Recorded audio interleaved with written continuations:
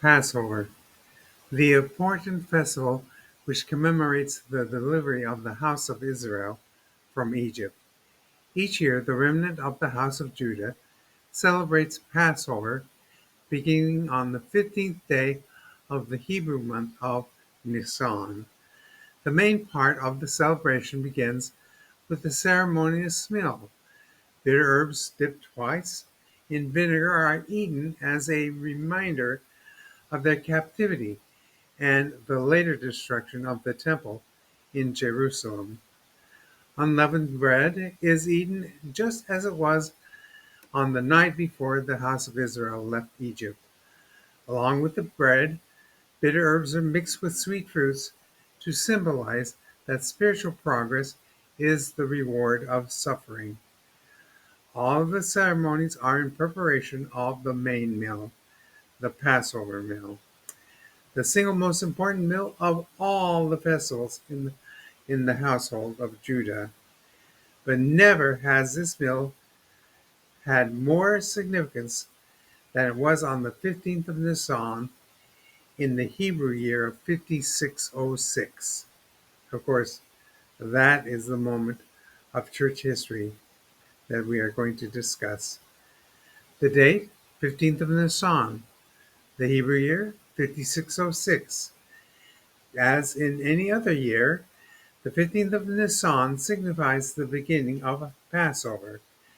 After sundown, which is the start of the Hebrew day, faithful Jewish families the world over sat down for the Passover meal.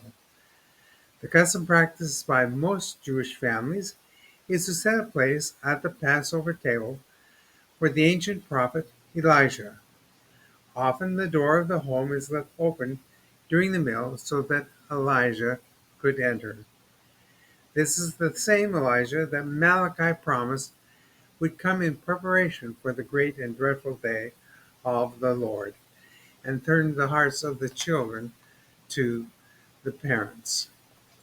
The house of Judah had been looking for Elijah to return for many centuries.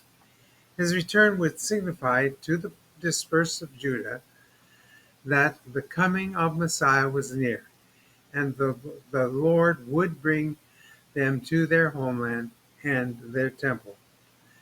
So on that day of Nisan the 15th, in the year 5606, hoping for a better life in their homeland of long ago, Jews the world over set a place at the Passover table for Elijah. They left the door open that he might enter and sup with them. Perhaps none of them ever realized that on the day their dreams that day were realized, just as Malachi had promised. Elijah returned for the great and dreadful day of the Lord. He returned to turn the hearts of the children to the fathers, and his return signified the hastening of the return of the Jews to the Holy Land and the coming of Messiah, and to put all enemies under the Savior's feet. But it was not to the household of Judah that Elijah came on that first day of Passover, that's in 5606, but rather Elijah came to the house of Ephraim. For on that same day, which was April 3rd, 1836, in the Julian calendar, the more than 2 millennia promise of Malachi was fulfilled. For the ancient prophet Elijah came to Joseph Smith and Oliver Cowdery in the Kirtland Temple to restore the priesthood keys necessary to help prepare for the great and glorious second coming of the Lord.